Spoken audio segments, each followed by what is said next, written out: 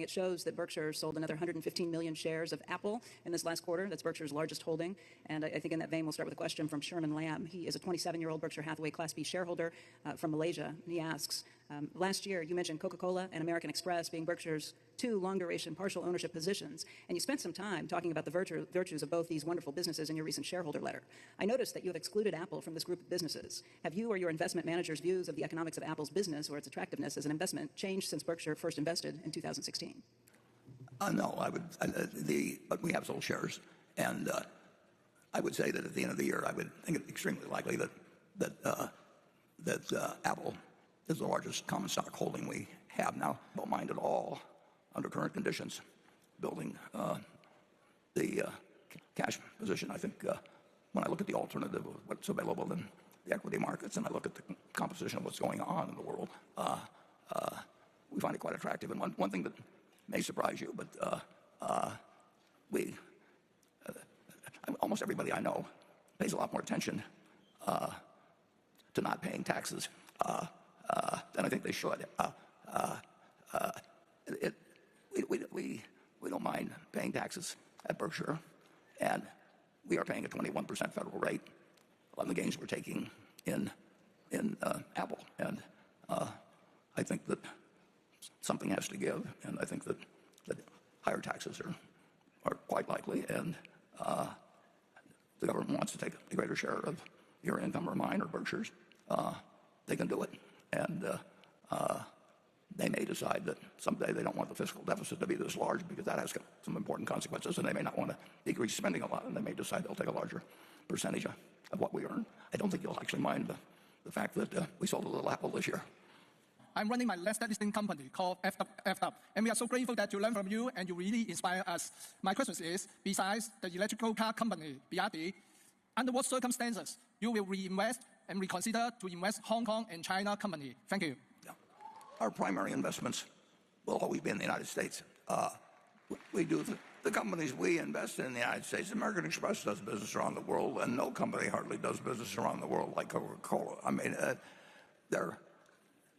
they are the preferred soft drink, in something maybe like 170 or 180 out of 200 countries.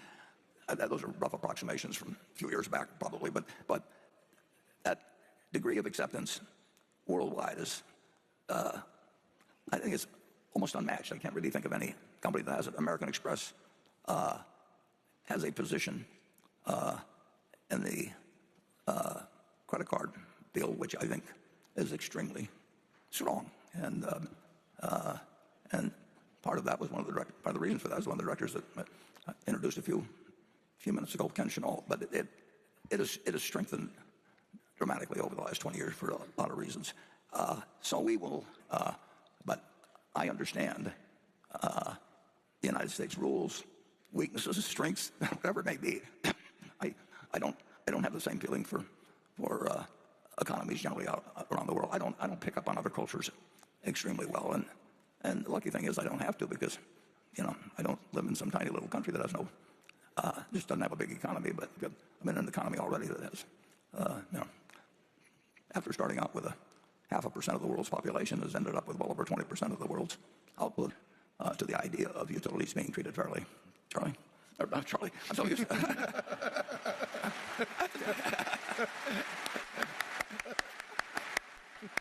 I had actually checked myself a couple times already, but I'll slip again. That's a great honor, Ward. We'll find out later. Now, AI, I had one experience that does make me a little nervous, and I'll just explain it. That very recently, fairly recently, I saw an image in front of my eyes on the screen, and it was me, and it was my voice, and wearing the kind of clothes I wear, and my wife or my daughter wouldn't have been able to detect any difference, and it was delivering a message that no way came from me. So when you think of the potential for scamming people, if you can reproduce images that I can't even tell, that say I need money, it's your daughter, I just had a car crash, I need $50,000 wired. I mean, scamming has always been part of the American scene, but this would make me if I was interested in investing in scamming, it's going to be the growth industry of all time, and it's enabled in a way. Now, maybe, obviously AI has potential for good things too, but I don't know how you, based on the one I saw recently, I practically would send money to myself over in some crazy country. I don't have any advice on how the world handles it, because I don't think we know how to handle what we did with the nuclear Genie. But I do think, as someone who doesn't understand a damn thing about it, that it has enormous potential for good and enormous potential for harm, and I just don't know how that plays out. For Ajit, it comes from Meher Baruka. Climate change seems to be impacting the insurance industry heavily, with major players pulling out of markets like California because of wildfire and flooding risks, combined with payouts increasing. How does Mr. Jain see this risk expanding to other regions, and how has the thesis on insurance investments changed because of it? Yeah. Climate change, climate risk is certainly a factor that has come into focus in a very, very big way more recently. Now, the one thing that mitigates the problem for us, especially in some of the reinsurance operations we are in, is our contractual liabilities are limited to a year in most cases. So as a result of which, at the end of a year, we get the opportunity to reprice, including the decision to get out of the business altogether if we don't like the pricing in the business. But the fact that we are making bets that tie us down to 1 year at a time certainly makes it possible for us to stay in the business longer term than we might have otherwise. Because of climate change, clearly prices need to go up. It is difficult to be very scientific about how much the prices need to go up. They need to go up a lot, and we keep increasing prices and hope we stay ahead of the curve. But that doesn't happen in all cases. The regulators don't make it any easier by tying our feet to the ground and making it difficult for us to withdraw from certain territories or to make dramatic changes in the pricing of certain products. As a result of which, a number of insurance carriers, including ourselves, have decided to not write business in certain states. I think the regulators are getting a little more realistic about and they're waking up to the fact that the insurance carriers need to make some kind of a return, a decent return, for us to keep deploying our capital. It's a constant battle back and forth. It's been against the capital providers these last few years, but I think we are coming back into balance. If you look at the results that have been recently announced by the insurance carriers, everyone's now making record profits. Obviously, that will not last, but certainly for the next several months, I think the insurance industry, in spite of climate change, in spite of increased risk of fires and flooding, it's going to be an okay place to be in. Climate change, much like inflation, done right, can be a friend of the risk bearer. And it has been for us. If you look at GEICO, it had 175,000 policies roughly in 1950, and it was getting roughly $40 a car. So that was 7 million of volume. And, now we're getting over $2,000. Well, all the advances in technology and everything like that. If we had been wedded to some formula, what we did with $40, we'd have had a terrible business. But in effect, by making the cars much safer, they've also made it much more expensive to repair, and a whole bunch of things have happened, including inflation. So now we have a $40 billion business from something that was 7 million back when I called on it. So if we'd operated in a non-inflationary world, GEICO would not be a $40 billion company. My name is Andrew Nickus, and I'm wondering, if you had one more day with Charlie, what would you do with him?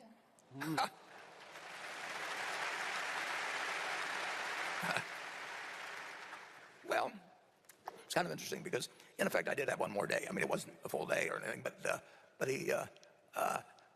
we always lived in a way where we were happy with what we were doing every day. I mean, Charlie liked learning.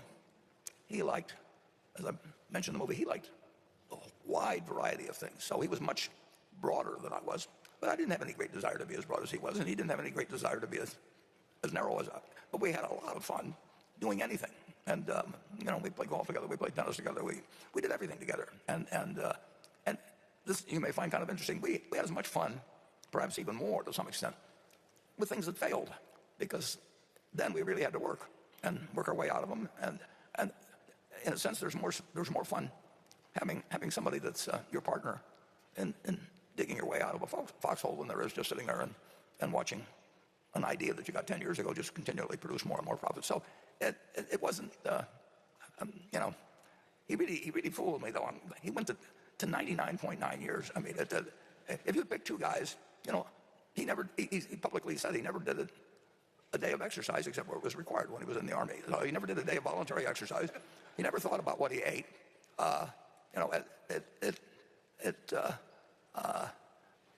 We started every day, and Charlie he was interested in more things than I was, but we never had any doubts about the other person, period. And So if I'd had another day with him, we'd probably done the same thing we were doing the earlier days, and we wouldn't have wanted to know that we only had one day. There's a great advantage in not knowing where you're going to, what day you're going to die. And Charlie always said, that just tell me where I'm going to die, so I'll never go there. Well, okay, Becky. This question comes from Carol de Gend in Switzerland, in Europe, and this is for both Mr. Buffett and Mr. Jane. As political instability in the world is growing with a rise in the number of armed conflicts and trade tension, there is also increasing risk of cyber attacks. What are your views on cybersecurity insurance? Asking this question in general for retail, small businesses, and large companies, including critical key infrastructure such as power plants, harbors, airports, nuclear plants, etc. Do you see a potential for profit-making in cybersecurity insurances, and what are the key challenges? Okay, let me start. Cyber insurance has become a very fashionable product these days. Over these last few years, it is at least a $10 billion market right now globally. And profitability has also been fairly high. I think profitability is at least 20% of the total premium has ended up as profit in the pockets of the insurance bearers. Now, having said that, we at Berkshire tend to be very, very careful when it comes to taking on cyber insurance liabilities. Actually for two reasons. One is it's very difficult to know what is the quantum of losses that can be subject to a single occurrence. And the aggregation potential of cyber losses, especially if some cloud operation comes to a standstill, that aggregation potential can be huge, and not being able to have a worst-case cap on it is what scares us. Secondly, it's also very difficult to have some sense of what we call loss cost, or the cost of goods sold, could potentially be. It's not just for a single loss, but for losses across over time. They have been fairly well contained. Out of 100 cents on the dollar of the premium, losses over the last 4 or 5 years, I think, have not been beyond 40 cents on the dollar, leaving a decent profit margin. But having said that, there's not enough data to be able to hang your hat on and say what your true loss cost is. So in our insurance operations, I have told the people running the operations I've discouraged them from writing cyber insurance to the extent they need to write it so as to satisfy certain client needs. I have told them no matter how much you charge, you should tell yourself that each time you write a cyber insurance policy, you're losing money. We can argue about how much money you're losing, but the mindset should be you're not making money on it, you're losing money, and then we should go from there. So it's projected to be a huge business. My guess is at some point it might become a huge business, but it might be associated with huge losses. And our approach is to sort of stay away from it right now until we can have access to some meaningful data and hang our hat on data. This question is from Johan Halen, who writes, you're sitting on $168 billion of cash, which you told us today is now more than $182 billion. His questions are, one, what is Buffett waiting for? And two, why not at least deploy some of it? Well, I think that's pretty easy to answer. I don't think anybody sitting at this table has any idea of how to use it effectively, and therefore we don't use it, and we don't use it now at 5.4%, but we wouldn't use it if it was at 1%. Don't tell the Federal Reserve that, but I prefer it. But we only swing at pitches we like, and things aren't attractive, and there's certain ways that can change, and we'll see whether they do. This question's for Warren Energy. It's from Jeff Oyster. As a Berkshire and Tesla shareholder, I would like to hear your thoughts on the potential financial effects to Geico, assuming Elon Musk delivers on his fully autonomous driving goal. On Tesla's most recent earnings call, Elon said, if you've got at scale a statistically significant amount of data that shows conclusively that the autonomous car has, let's say, half the accident rate of a human-driven car, I think that's difficult to ignore. Assuming Elon succeeds in reducing accidents by 50% versus human drivers, wouldn't auto insurance rates fall to reflect the reduced underwriting risk, thereby adversely impacting Geico's revenues and float and perhaps margins too? Well, yeah, well, let's just take the extreme example. Let's say there are only going to be 3 accidents in the United States next year for some crazy reason that anything that reduces accidents is going to reduce costs, but that's been harder to do than people have done before. But obviously, if it really happens, the figures will show it, and our data will show it, and the prices will come down. There've been a lot of people talk about doing that in the past. I mean, General Motors used to be very big in the insurance business, and when Uber first started, they used some firm, which now is, I think, Genie confirmed they're close to bankruptcy now, aren't they, because of taking things on at the wrong prices? Is that true? Yep. Yeah. Insurance always looks easier than it is, and it's so much fun because you get the money at the start, and then you find out whether you've done something stupid later on. But it's a very tempting business when somebody hands you money and you hand them a little piece of paper. But really knowing whether you're, I mean, if accidents get reduced 50%, it's going to be good for society, and it's going to be bad for insurance companies' volume. But but good for society is what we're looking for. So far, you might find kind of interesting. I mean, the number of people killed per 100 million passenger miles driven. I think it actually, when I was young, it was like 15, but even post-World War II, it only fell to like 7 or thereabouts, and Ralph Nader probably has done more for the American consumer than just about anybody in history, because that 7 or 6 has now come down to under 2, and I don't think it would have come down that way without him. There have been some kind of fluke figures of what people did during the pandemic, which are quite interesting, because they didn't drive immediately. They didn't drive as many miles, but they drove more dangerously, didn't they? Yep. Is that right, Ajit? Yep. Yeah. So the point I want to make in terms of Tesla and the fact that they feel that because of their technology, the number of accidents do come down, and that is certainly provable. But I think what needs to be factored in as well is the repair cost of each one of these accidents has skyrocketed. So if you multiply the number of accidents times the cost of each accident, I'm not sure that total number has come down as much as Tesla would like us to believe. Tesla has been toying with the idea of writing insurance directly or indirectly, and so far it hasn't really sort of been much of a success. Time will tell, but I think automation just shifts a lot of the expense from the operator to the equipment provider. Okay, I'll ask this question from Foster Taylor. At the 1999 annual meeting, you mentioned that if you owned all of America's 500 businesses, you would be making $334 billion while paying $10.5 trillion. You emphasized that this was not a good return on investment. Today, by my math, the S&P 500 has a market capitalization of around $44 trillion with profits of around $1.45 trillion. This is a very similar return on investment to the 1999 levels. Do you see similarities in the market today and the 1999 levels? Well, one thing has changed dramatically from 1990. I misunderstood on the 1999, but there have been times in my life that I've been awash in so many opportunities that I could have invested everything by nightfall. And then there's other times when the year goes, well, not in the early days, but now, we haven't seen anything that makes sense that moves the needle. Now, we've made small acquisitions during the year. Our companies have made acquisitions, and we, Greg and I may talk about something that involves a $300 million purchase or something like that. And, if it fits well enough, we do it. But, and if our managers see things that fit them, we want to look at them, because our managers do not have necessarily the same equations in mind that we do. But there's some managers which we would end up just say, whatever you decide to do, and then there's other managers that would not know how to allocate capital particularly, and that they don't have to be able to be great capital allocators if they happen to be great at serving customers and understand their own industry and all of that. They can be great managers, but many of them aren't capital allocators, and others are. But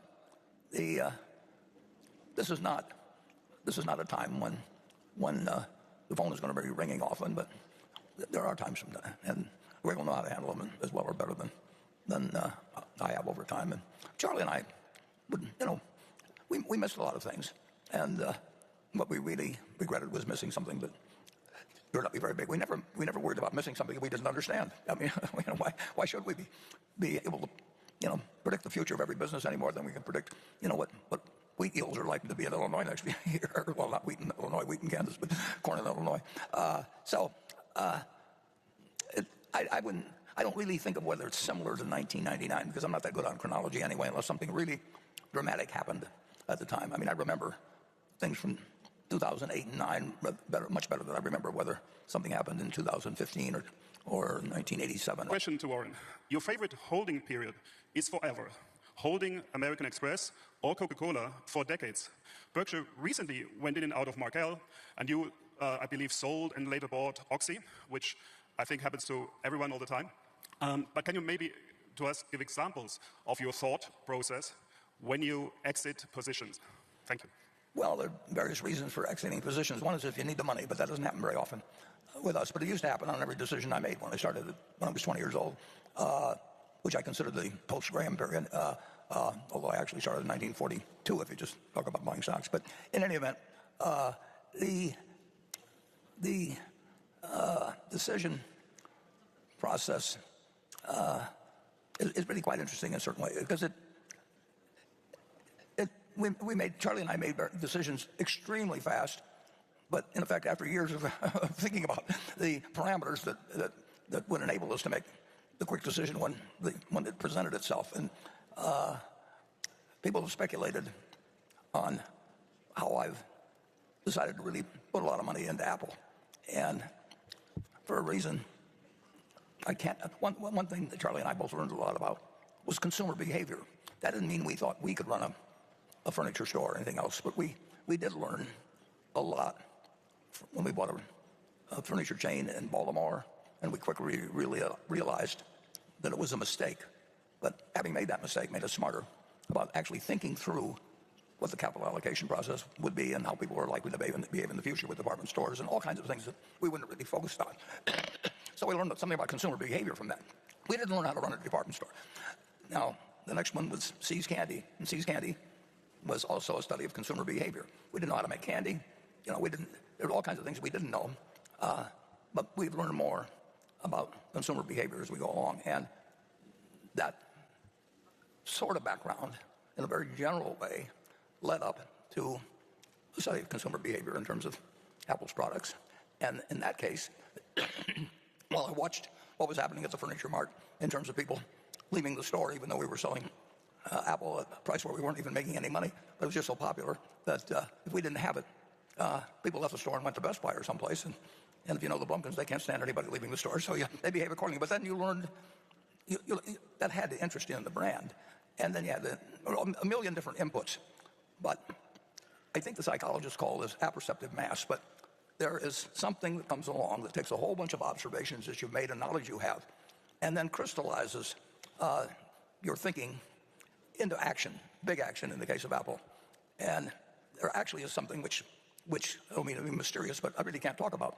But it was perfectly legal and everything, I'm sure of that. But it just happened to be something that entered the picture that took all the other observations, and I guess my mind reached what they call apperceptive mass, which I really don't know anything about, but I know the phenomenon when I experience it, and that is we saw something that I felt was enormously underpriced. Maybe I've used this example before, but if you talk to most people, if they have an iPhone, and let's go to another one. This question comes from Vincent James in Munich, Germany. In the chairman's letter, Warren points out that the profit margins for BNSF have slipped relative to all 5 other railroads. However, Warren comments in the letter, BNSF carries more freight and spends more on capital expenditures than any of the other 5 major railroads and has a vast service territory second to none. Given the comments from Warren about the clear strengths of BNSF, what explains the decline in revenue and profit, and in particular, the profit margins relative to the other 5 railroads? What are the issues relative to the other railroads, and what is being done to address them? Please be specific. Okay, and how specific we get depends on what Greg wants to say, but it's Greg's responsibility. It was my responsibility for the purchase and for the operation up till Greg took over, but I think I'll let Greg answer that. And Sure.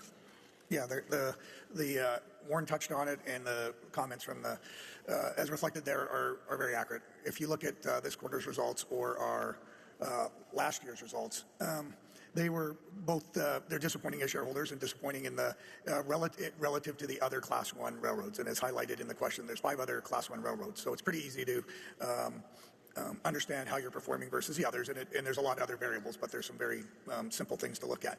When we look at where we've been associated with Burlington, I would just back up a little bit, because if you go back to 2021, the Burlington team and management team and the group, we're making excellent progress on a lot of fronts when it comes to our operating and both being efficient and effective in how we're operating the railroad. And I remember very specific comments from myself in 2022 where I commented that that was a year there was all the supply chain issues, a lot going on in the West Coast ports. Our trains were backed up in a variety of places, and we called that a reset year. And I think we did need a reset year on the operational side. But as we moved into 23, the business cost structure, we didn't reset it to the underlying demand we were seeing. We anticipated more demand, and we did not reset our cost structure. And the team's working very hard as we speak to both reset the cost structure and allocate the cost resources where they need to be. And when you go through something like that, what we've recognized as an organization, yes, the demand of the rail will drive a certain amount of the cost, but the reality is that the rail industry, if you go back many, many years, it's flat. There's not a lot of growth in the industry. There's opportunities to become more efficient and effective, and our margins can go up. But the reality is the demand's going to be flat, but it does move within different sectors of the rail. It can be in the consumer products, it can be in industrial, it can be in ag, but overall it's generally going to be relatively flat. So we need to get our cost structure right, and we need to get it right both for the coming year, but for the long term. And that means it's going to be a continuous exercise. We can't stop. We can't say we've gotten far enough, because our competitors, and we compete with the other rails, but we also do compete with the truck industry. We have to have a cost structure that allows us to compete both within our rail industry and within the transportation sector as a whole. So the team at Burlington's working very hard to address the cost structure, just like we have in the past. I think one thing we do recognize, when the other railroads have implemented precision scheduled railroading, there's other metrics that we have to continue to pay attention to and challenge ourselves. If we're not at their level, what are the things that are driving it? So we're going to, when they ask for specifics, I'll give you a few. We have to look at our rail yards and understand how we're managing that. We have to look at our locomotive fleet, both the size and how we're utilizing that, and challenge ourselves. And we have to then go back to how we're using our employee resources and allocating them across the business. So there's a lot to be done there. Our team's 100% committed to driving to the right cost structure that's consistent with the underlying demand in the business. And then we can't stop there is the answer. So a lot to be done, but we have a team that's absolutely engaged and committed to it, and we're going to make good progress in this current year. So here's my question for you, Mr. Buffett. Towards the end of 2018, you mentioned that you guarantee you could make a 50% annual return if you had to start again with under $1 million. The question is, if tomorrow you woke up in the body of Your body. 20-year-old American, Your body. That's fine.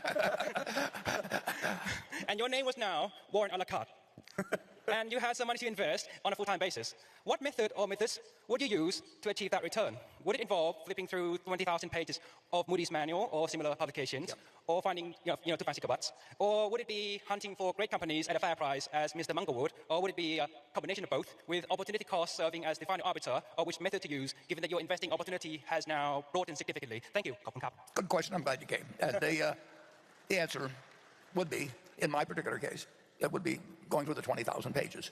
And since we were talking about railroads, I went through the Moody's Transportation Manual a couple of times. That was 1,500 or 2,000 pages, or probably 1,500 pages. And I found all kinds of interesting things when I was 20 or 21. And I don't imagine there's anybody here that knows about the Green Bay and Western Railroad Company, but there were hundreds and hundreds of railroad companies, and I like to read about every one of them. The Green Bay and Western, in those days, everybody had a nickname for railroads. I mean, that was just what Northern Pacific was. The Nipper, and Phoebe Snow was one of them in the east that used to go up to Cornell. And the Green Bay and Western was known as grab baggage and walk, and GB&W. And they had a bond that was actually the common stock, and they had I don't know what the equivalent of Moody's manuals or anything would be now, but I would try and know everything about everything small, and I would find something. And with $1 million, you could earn 50% a year, but you have to be in love with the subject. You can't just be in love with the money.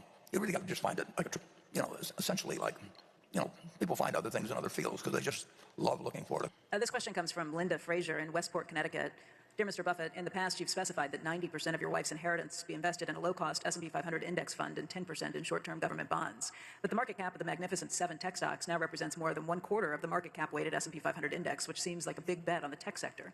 I was wondering if you would now recommend investing some portion of the funds in a low-cost, equal-weight S&P 500 index fund rather than having all of the equities exposure in a tech-heavy market cap-weighted fund. Well, that's an interesting question, and I will tell you that I revise my will about every 3 years or so, and I get little thoughts from time to time, and then you don't change it every time you do it. You get a tiny thing, but the one section I haven't changed is that with my wife, that she got left a huge amount of money by hardly anybody's measurement, except a pittance compared to what I've accumulated in total, and it won't make one bit of difference to her in life, whether she beats the S&P or anything else. All I want to leave is plenty of money to take care of way beyond anything she'll ever spend, and at the same time give her as much peace of mind as possible, and really make it so that the trustee who administers it doesn't have to worry about whether it just doesn't make any difference whether she beats the S&P or not. And the main thing is that she feels that she's in a financial position, which of course she will be, that she doesn't even need to think about it, and the trustee doesn't have to worry about getting sued or anything else. So it's simply not an economic condition now, obviously, with 99% plus of what I have going to philanthropy, and I've got my 3 children. The one good thing is that they've, at the age of 70, 69, and 65, they have matured remarkably, probably more than their father, and but at the same time, they've got less time to work with the money than they would if they were 50 or something like that. So you do the best in accomplishing your objectives in your will, and in the end, you know, you don't know what's going to happen after you die, but you make sure that to the extent that you leave, you have a lot of money to leave. Obviously, you want to say thanks to a lot of people, and quite a few people in terms of specific requests. You want to take care of your family, but in my case, that requires practically no money, and there a fair amount for taxes, but and my children are in charge of what happens to the funds that are left. But like I say, the problem is when you live as long as I have, and kids get older, who knows what happens to the mortality tables, and they're the ones that I really want to see handle the distributions, and they will, and they'll be very good about it. And but if we're all alive 3 years from now, they'll be 3 years older, and so everything, you can't solve everything in life. You do the best you can with it, and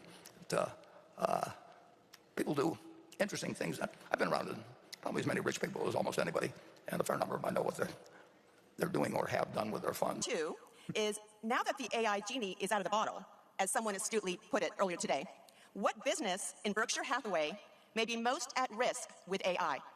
Well, that's a wonderful question. The problem is I really don't know anything about AI, but obviously, anything that's labor intensive, and that it can create an enormous amount of leisure time. Now, what the world does with leisure time is another question. Whether more leisure time, I know an awful lot of people think when they go to work at first that what they want is leisure time, and what I like is actually having more problems to solve. But AI is profound. I mean, that's what makes it. It makes it a genie. Is what can happen. I could tell a few genie jokes, but I better not. I guess, Warren, we probably... I don't know what, in terms of our businesses, they'll figure things out. I mean, we've got smart people, and it's obviously, if it's used in a pro-social way, it's got terrific benefits to society. But I don't know how you make sure that that's what happens any more than I know how to be sure that when you use two atomic bombs in World War II, that you knew that you hadn't created something that could destroy the world later on. Yeah, I think when we think of AI at a lot of the business units, I mean, we're truly trying to think, how does it make us more efficient, more effective? I mean, it results in more idle time, and we're probably not thinking of the iterative AI where we're looking at very specific processes where people can implement it, and either at times it displaces the labor, but then hopefully there's other opportunities for them within the business. But I think, when you think of all our businesses, I mean, we do have a heavy labor workforce in a lot of them, but I think at the stage we're at as a company, and maybe where it's at right now, it's really around how do we do things more effective, more efficiently, more safely if it involves dangerous processes. So we're early innings. John Maynard Keynes was just wonderful to read, and incredible mind. But in around the time I was born, he wrote a book about what could happen. I don't know whether it was in the next 100 years or whatever, and he predicted correctly that output per capita would grow at this incredible rate that it has. But in terms of speculating as what people would do with that, I mean, this guy was unbelievably smart, but it hasn't developed exactly the way he predicted. He was right about what was going to go into the equation, but he didn't have it figured out exactly what would be the result. So it is really. Well, we didn't know when we were developing the bomb that there would probably be, very soon, 9 countries, 3 of whom we should worry about plenty that will have what they have, but we didn't really have any choice. And you could have had all kinds of papers written on it and everything else, but we were going to do it anyway. We needed to do it. And if you haven't read it, it's fascinating to go to Google and read the letter by Leo Szilard and Albert Einstein to President Roosevelt, written about a month before, almost exactly a month before Germany or Hitler moved into Poland, and it laid out. Well, Leo Szilard knew what was going to happen, or had a good hunch of what was going to happen in terms of nuclear bomb development, and he couldn't get through to Roosevelt, but he knew that a letter signed by Albert Einstein would. So it's probably the most important letter ever written, and you can read it, which it's just fascinating to me. But that started the Manhattan Project. That started, it just everything flowed out of it, and. Like I'll bet anything that Roosevelt didn't understand it, but he understood that Albert Einstein just sent a letter, and he probably knew what he was talking about, and he better start the Manhattan Project. It's just unbelievable what happens in this world. Anyway, let's move on to Becky, I guess, is next, right? Yep. Randy Jeffs from Irvine, California. The March 25th, 2024 Wall Street Journal reported that the Treasury market is about six-fold larger than before the 2008-2009 crisis. Do you think that at some point in time, the world market will no longer be able to absorb all of the U.S. debt being offered? Well, I would say, the answer, of course, I don't know. But my best speculation is that U.S. debt will be acceptable, but for a very long time, because there's not much alternative. But it won't be the quantity. The national debt was nothing to speak of, for a long, long time. And then it won't be the quantity. It'll be whether, in any way, inflation would get let loose in a way that really threatened the whole world economic situation, and there really isn't any alternative to the dollar as a reserve currency. And you get a lot of people who give a lot of speeches on that, but that really is the answer. And Paul Volcker worried about that back in before 1980. But he had threats on his life, and I happened to have a little contact with him at that time. And he was an amazing, amazing fellow that do all kinds of things. But he was the man for that crisis. But it wasn't the quantity of U.S. debt that was being offered that threatened the system then. It was the fact that inflation and the future value of the dollar, the cash is trash type thinking that we're setting up something that really affect the future of the world in terms of its economic system. And Paul Volcker took it on, and he was gutty as could be. And if you haven't read a book or two about him, the one he last wrote, you read about quantity. I worry about the fiscal deficit, but I'm not a worrier just generally. I mean, I think about it, but I don't sit and get up, work myself into a stew about it in the least. But I can't help thinking about it, and that's we've got a great attention. It's interesting. I think the media enters into this, and the focus is on the Fed, and they just love it because things are always happening, and economists are always saying what's going to happen with the Fed and everything else. But the fiscal deficit is what should be focused on, and Jay Powell is not only a great human being, but he's a very, very wise man. But he doesn't control fiscal policy, and every now and then he sends out a kind of a disguised plea for please pay attention to this, because that's where the trouble will be if we have it. As one of the comics used to say, there was a stand-up comic who used to say, "Who have I forgotten to offend?" After his talking, I always feel like that after these meetings. But just in case you know what my advice to myself has been during this period. So we only got 3 questions or whatever it is. But thank you very, very much for coming. And I not only hope that you come next year, but I hope I come next year. Thank you.